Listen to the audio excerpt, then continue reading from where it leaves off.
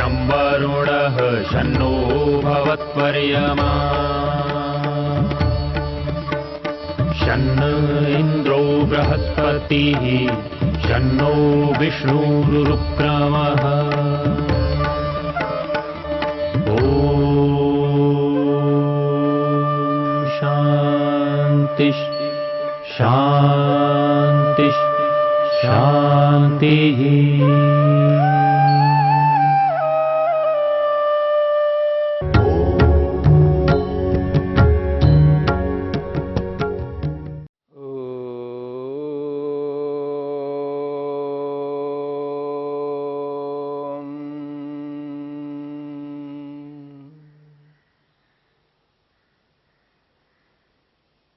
साधन पाद के 15वें सूत्र को लेकर के हम विचार कर रहे हैं। परिणाम ताप संस्कार दुःखै गुणवृत्ति विरोधाच्च दुःखमेव सर्वं विवेकिनः। महर्षि पतंजलि कहना चाहते हैं, संसार में सांसारिक जो कुछ भी सुख है, सांसारिकम सर्वम सुखम दुःखमेव, वो वास्तव में सुख तो सांसारिक लोगों के लिए दिख रहा है, परंतु वो कहते हैं विवेकिनः, जो विवेकी व्यक्ति है,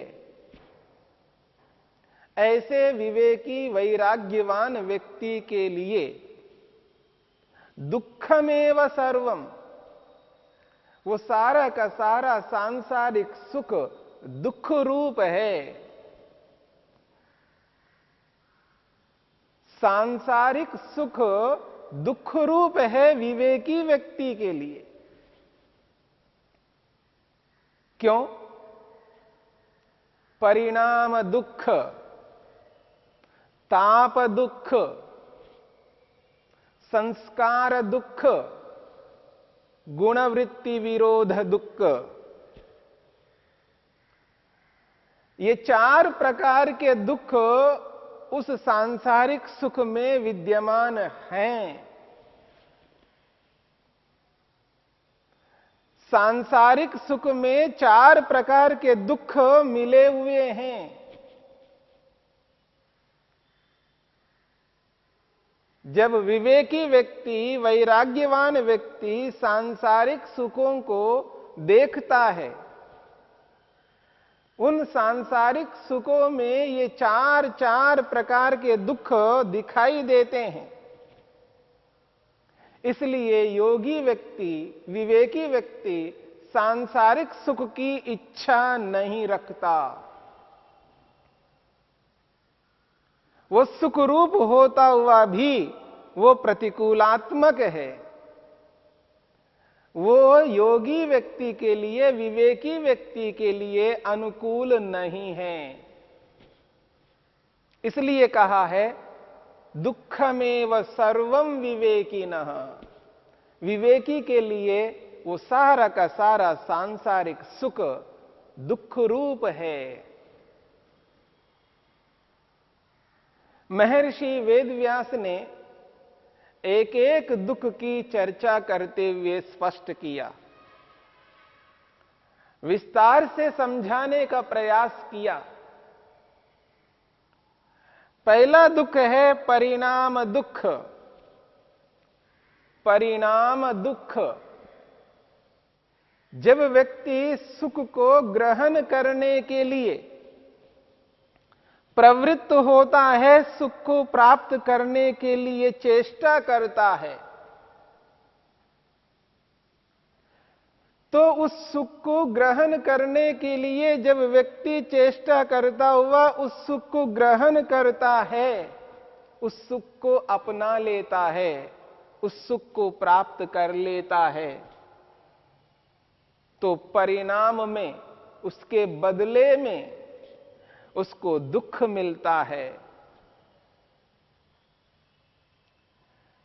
सुख को प्राप्त करने के बदले में उसको दुख मिलता है, परिणाम दुख। इस परिणाम दुख को समझाने के लिए महर्षि वेदव्यास ने यह स्पष्ट किया है भूमिका के रूप में। ये जो सुख है, सांसारिक सुख है, ये सांसारिक सुख है क्या? और ये जो संसार में व्यक्ति को दुख मिलता है, ये दुख है क्या? सांसारिक सुख की परिभाषा करते हैं, सांसारिक दुख की परिभाषा करते हैं। सुख और दुख, इन दोनों की परिभाषाएं प्रस्तुत कर रहे हैं। महर्षि वेदव्यास कहना चाहते हैं, वो कहते हैं, या भोगेषु इंद्रियाणाम तृप्तेः उपशांति ही तत्सुखम। महर्षि वेदव्यास कहना चाहते हैं, या भोगेषु इंद्रियाणाम तृप्तेः उपशांति ही तत्सुखम। सुख की परिभाषा की है। सांसारिक सुख क्या है, उस सांसारिक सुख को समझा रहे हैं। वो कहते हैं, या भोगेषु इंद्रियाणाम तृप्तेः उपशांति ही तत्सुखम। भोगेषु, भोगों में, रूप, रस, गंध, स्पर्श, शब्द, संसार में ये 5 प्रकार के विषय हैं। इंद्रियों के जो विषय है वो 5 प्रकार के हैं। या तो रूप है, या रस है, या गंध है, या स्पर्श है, अथवा शब्द है। इंद्रियाणाम, इंद्रियों की, भोगेषु, भोगों में, रूप, रस, गंध, स्पर्श और शब्द रूपी भोग में, इन भोगों में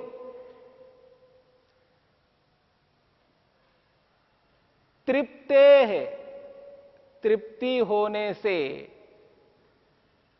या उपशांति ही, जो उपशांति प्राप्त होती है, जो शांति मिलती है, तत्सुखम, उसका नाम सुख है।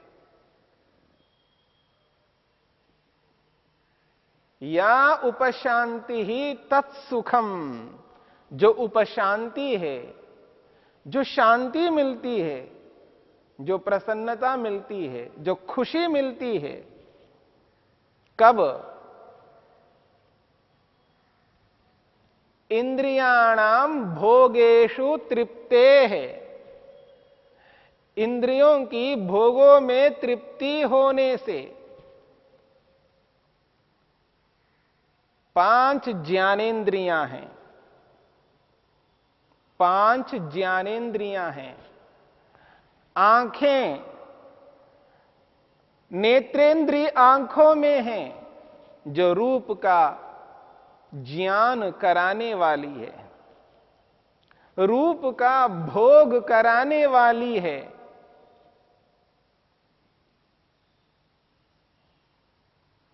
रस, जिह्वा में रसना इंद्रिय है, जो रस का भोग कराती है। और गंध का भोग कराने वाली इंद्रिय घ्राणेंद्रिय है, जो नाक में है। और पूरे शरीर में, पूरी त्वचा में स्पर्श का ज्ञान कराने वाली इंद्रिय स्पर्शेंद्रिय है। और शब्द का भोग कराने वाली जो इंद्रिय है, श्रोत्रेंद्रिय, जो कानों में विद्यमान है। रूप का भोग कराने का साधन है नेत्रेंद्रिय, रस का भोग कराने का साधन है रसना इंद्रिय। गंध का भोग कराने का जो साधन है घ्राणेन्द्रिय, और स्पर्श का भोग कराने वाली जो इंद्रिय है स्पर्शेंद्रिय त्वचा में, और शब्द का भोग कराने वाली जो इंद्रिय है श्रोत्रेंद्रिय कानों में, इन पांचों ज्ञानेंद्रियों के माध्यम से पांचों विषयों का भोग होता है। इंद्रियाणाम, इन पांच ज्ञानेंद्रियों की भोगेषु रूप रस गंध स्पर्श शब्द रूपी इन भोगों में तृप्ते है, तृप्ति होने से, या उपशांति, जो उपशांति प्राप्त होती है, जो शांति मिलती है, जो प्रसन्नता मिलती है, जो खुशी मिलती है, तत्सुखम, उसका नाम सुख है। उदाहरण के लिए रसना इंद्रिय है जो जीव में जिह्वा में है। जब रसना इंद्रिय रस रूपी भोग में जुड़ती है, रस के साथ जुड़ती है, जब रसना इंद्रिय रस रूपी भोग के साथ जुड़ती है, तो या उपशांति, जो उपशांति मिलती है, अर्थात रसना इंद्रिय रस का भोग करती हुई रुक जाती है, आगे रस का भोग करना नहीं चाहती। रसना इंद्रिय रस का भोग करते करते रुक जाती है, उपशांति, शांत हो जाती है, रुक जाती है। रसना इंद्रिय रस का उपभोग जब कर रही है, तो उसको करते करते जब रसना इंद्रिय रुक जाती है, या उपशांति, जो उपशांति है, जो रसना इंद्रिय रुक जाती है, अब आगे रस का भोग नहीं करना चाहती है, तत्सुखम, वही सुख है। रसना इंद्रिय में वो सामर्थ्य नहीं है वो लगातार रस ग्रहण कर सके। मेरी बात को समझने का प्रयत्न करना। रसना इंद्रिय रस का उपभोग करने के लिए जब प्रवृत्त होती है और रस ग्रहण कर रही होती है, वो रस ग्रहण करती हुई रुक जाती है, अब आगे रस ग्रहण नहीं कर सकती, उपशांति ही, रुक जाती है। तत्सुखम, उसका नाम सुख है। वो रसना इंद्रिय रस का ग्रहण नहीं कर पाती, आगे रुक जाती है, इसके लिए कहा है तृप्ते है, वो तृप्त हो जाती है। उसमें इतना ही सामर्थ्य है, वो इतना ही रस ग्रहण करके रुक जाती है, आगे लगातार रस ग्रहण नहीं कर सकती। तत्सुखम, उसी का नाम सुख है। और देखिएगा, रसना इंद्रिय में रस ग्रहण करने का जो सामर्थ्य है, वो सामर्थ्य अति सीमित है, वो सामर्थ्य समाप्त हो जाता है। परंतु इच्छा समाप्त नहीं होती है। उस रस को ग्रहण करने की जो इच्छा है, वो इच्छा बनी रहती है, वो तृष्णा बनी रहती है। इसलिए कहा जा रहा है या लौल्यात अनुपशांति ही तद दुखम। वो कहते हैं लौल्यात, लोलुपता से, लोभ से, चंचलता से, मन की चंचलता, मन की लोलुपता, लालसा, तृष्णा, गर्ध मन में बना रहता है। वो तृष्णा बनी रहती है, वो इच्छा बनी रहती है, और उस मन के द्वारा उस रसना इंद्रिय को प्रेरित किया जाता है उस रस को ग्रहण करने के लिए, लेकिन रसना इंद्रिय उस रस को ग्रहण नहीं कर पाती है। जब रसना इंद्रिय रस को ग्रहण नहीं कर पाती है तो मन बेचैन हो उठता है। लौल्याद, उस लोलुपता से, उस मन की चंचलता से रस ग्रहण नहीं हो पा रही है। या लौल्याद अनुपशांति ही, इंद्रिय तो ग्रहण करना चाहती है लेकिन ग्रहण नहीं कर सकती। अनुपशांति ही, उपशांति नहीं मिल रही है, शांति नहीं मिल रही है, वो प्रसन्नता नहीं मिल रही है, हो खुशी नहीं मिल रही है। तद दुखम, फिर उसको दुख कहा है। दो बातें हैं, तृप्तेः उपशांति तत्सुखम और लोल्याद अनुपशांति तद दुखम। दो बातें हैं। जब इंद्रिय रुक जाती है, तृप्त हो जाती है, तब सुख होता है, और जब इंद्रिय ग्रहण करना चाहती है, बेचैनी हो रही है उस इंद्रिय की, उस मन की, बेचैनी की स्थिति आ रही है, तब अनुपशांति ही, तब उसको वो तृप्ति नहीं मिलती है। इसलिए तत् दुखम, उसको दुख कहते हैं। महर्षि वेदव्यास ने सुख और दुख की परिभाषा की है। जब इंद्रियां भोगों में तृप्त हो जाती हैं तो उसका नाम सुख है। जब इंद्रियां भोगों में तृप्त नहीं हो रही होती हैं उसको दुख कहा है। सांसारिक सुख और सांसारिक दुख को यहां परिभाषित किया है। सुख किसको कहते हैं और दुख किसको कहते हैं? सुख और दुख, इन दोनों की परिभाषाओं को सामने रखते हुए यदि हम विचार करके देखें तो उसका जो परिणाम है, उस सुख को प्राप्त करने के पीछे जो परिणाम निकलता है वो दुख रूप में मिलता है। वो परिणाम सुख के रूप में नहीं होता। या लौल्यात अनुपशांति ही तद दुखम। इस बात को समझने का प्रयत्न करना।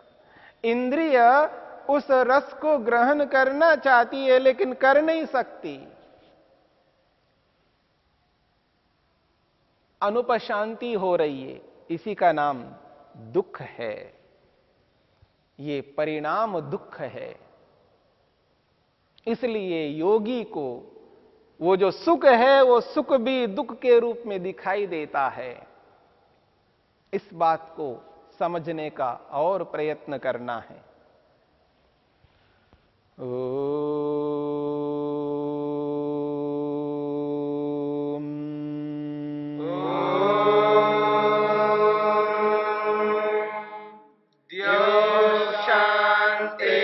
शांतिरंतरिक्षं शांतिर्पृथिवी शांतिरापः शांतिरोषधयः शांतिः वनस्पतयः शांतिर्विश्वे देवा शांतिर्ब्रह्म शांति सर्वं शांति शांतिरेव शांति। श्यामा